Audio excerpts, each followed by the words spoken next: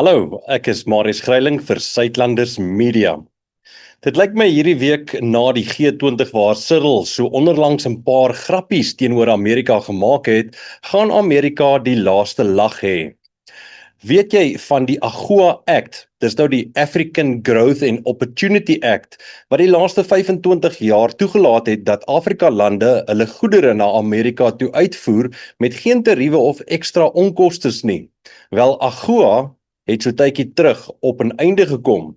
Die Afrika lande was baie benoud of dit weer hernie gaan word, want Amerika is seker een van die grootste invoerders van hulle goedere. Senator John Kennedy het wel voorgestel dat dit vir 2 jaar hernie moet word, maar met 'n paar veranderinge. Die grootste is seker dat Suid-Afrika nie sal deel wees van die nuwe hernuwing van AGOA of AGOA 2.0 nie. Hy sê dat Suid-Afrika nie Amerika se belange op die hart dra nie en ook nie hulle waardes nie. Suid-Afrika het hierdie raswette, is bondgenote met meeste van hulle vyande, so hoekom sal hulle toelaat dat ons dan voordeel trek uit AGOA uit? Dan het Donald Trump ook gesê dat Suid-Afrika nie sal uitgenooi word na die volgende jaar se G20 wat in Miami gehou word nie. Asook dat alle betalings en subsidies van Amerika aan Suid-Afrika onmiddellik gestop sal word. Hy sê ook dat ons land se gedrag oor die laaste jaar aan hom bewys het dat ons nie opgewasse is om aan enige wêreldraad deel te neem nie. So, wat doen ons land hieraan? Soos gewoonlik word die blame geskuif na ander toe. Die ANC sê Donald Trump het geluister na misinformasie wat aan hom gegee is oor sake hier in ons land. Ons het kamstig nie raswette nie. Plaasmoorde is maar net normale moorde en hoef nie as 'n prioriteitsmisdaad te wees nie.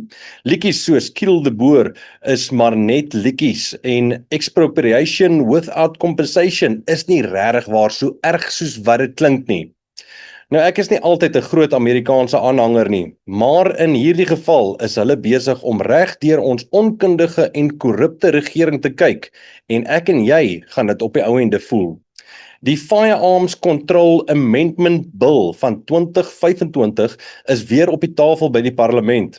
Hierdie wetgewing wil dit amper onmoontlik maak vir iemand om 'n vuurwapen te kry vir selfverdediging.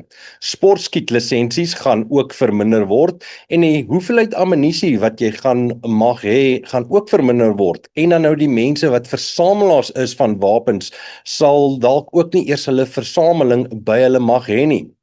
Hoekom wil hulle hierdie wette inbring? Want dis om geweld met vuurwapens te bekamp.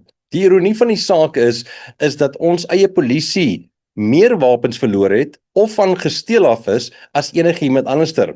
Hulle is die grootste bron waar kriminele hulle wapens vanaf kry. So hoekom kry hulle nie sterker reëls en wette teen hulle nie en maak dit liewerster makliker vir die publiek om 'n vuurwapen te kry nie?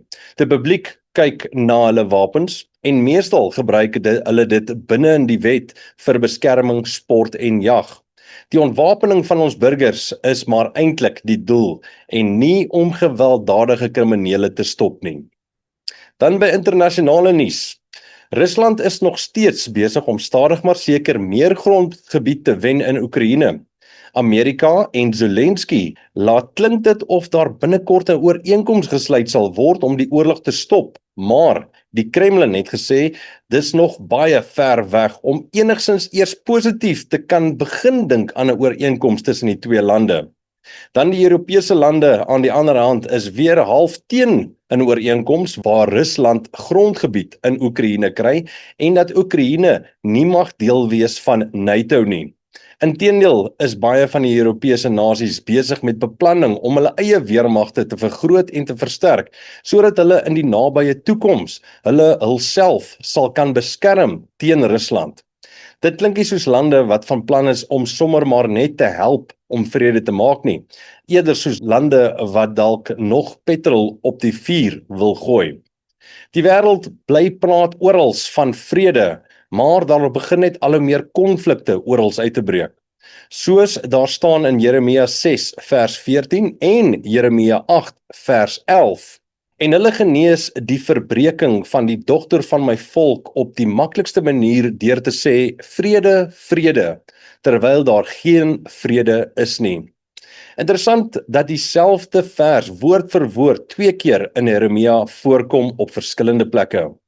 Van my kant af, ek hoop jy het 'n geseënde dag verder. Mooi loop.